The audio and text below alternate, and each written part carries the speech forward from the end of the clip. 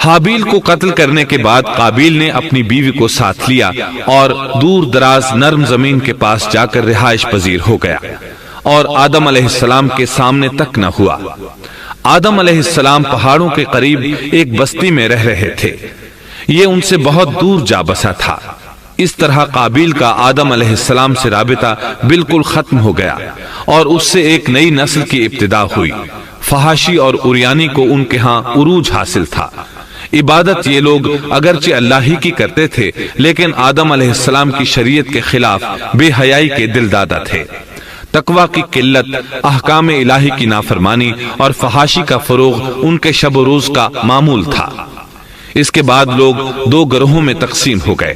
شریر اور برے لوگ قابیل کے ساتھ مل گئے اور آدم علیہ السلام کے دیگر بیٹے اور نیک لوگ آدم علیہ السلام کے ساتھ مل گئے۔ آدم علیہ السلام 960 سال زندہ رہے۔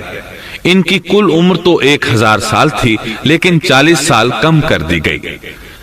سیدنا ابو ہریرہ رضی اللہ عنہ بیان کرتے ہیں کہ رسول اللہ صلی اللہ علیہ وسلم نے فرمایا، جب اللہ نے آدم علیہ السلام کو پیدا فرمایا تو ان کی پیٹھ پر ہاتھ پھیرا۔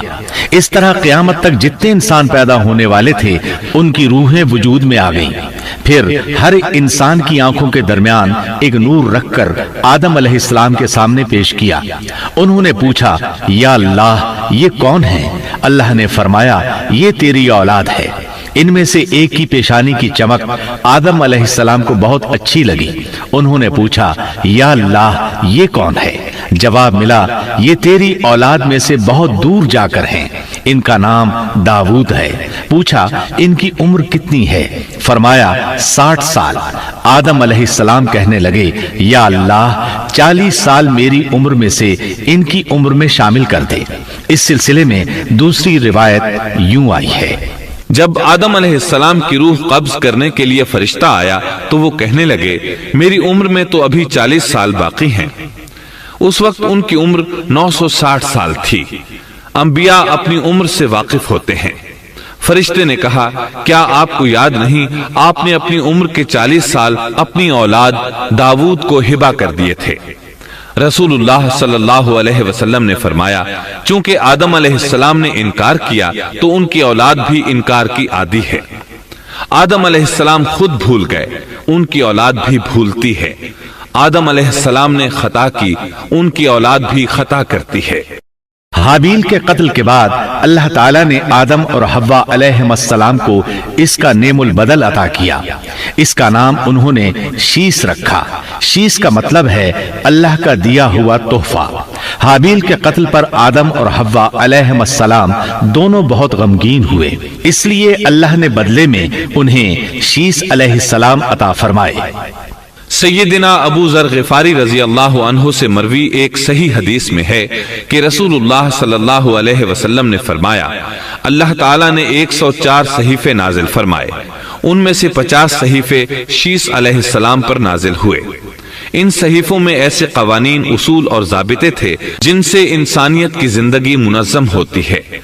شیس علیہ السلام نے آدم علیہ السلام سے علم حاصل کیا، لیکن آدم علیہ السلام کا تمام علم وہ حاصل نہ کر سکے، اس لیے کہ آدم علیہ السلام نے بالمشافہہ اللہ تعالیٰ سے علم حاصل کیا تھا اور بہت سی اشیاء کا علم اللہ تعالیٰ نے انہیں سکھا دیا تھا، اس لیے وہ تمام علماء سے بڑھ کر عالم تھے۔ شیس علیہ السلام نے آدم علیہ السلام سے علوم سیکھ کر لوگوں کو سکھائے۔ لوگوں نے ان سے مختلف علوم، فنون اور پیشے سیکھے۔ انہیں شہروں میں رہنے سہنے کے بارے میں تعلیم دی، دن رات کے حسابات سے انہیں آگاہ کیا اور انہیں بتایا کہ کن اوقات میں وہ اللہ کی عبادت کریں اور عبادت کے طریقے انہیں سکھائے۔ آدم علیہ السلام کی وفات کے بعد ان کے بیٹے شیس علیہ السلام نے ان کی ذمہ داریاں سنبھال لی۔ اب تبلیغ کا کام انہیں کرنا تھا۔ ادھر قابیل جو نرم زمین میں جا آباد ہوا تھا، اس کی اولاد نے فتنہ و فساد اور سرکشی کی زندگی اختیار کی۔ انہوں نے قتل و غارت گری کا بازار گرم کر دیا۔ یہ لوگ آدم علیہ السلام کی قوم کے پاس سے گزرتے تو وہاں بھی فساد مچاتے۔ ابن عباس رضی اللہ عنہما سورۃ الاحزاب آیت 33 کی تفسیر کرتے ہوئے فرماتے ہیں، پرانے زمانے کی جاہلیت کی طرح اپنے بناؤ کا اظہار نہ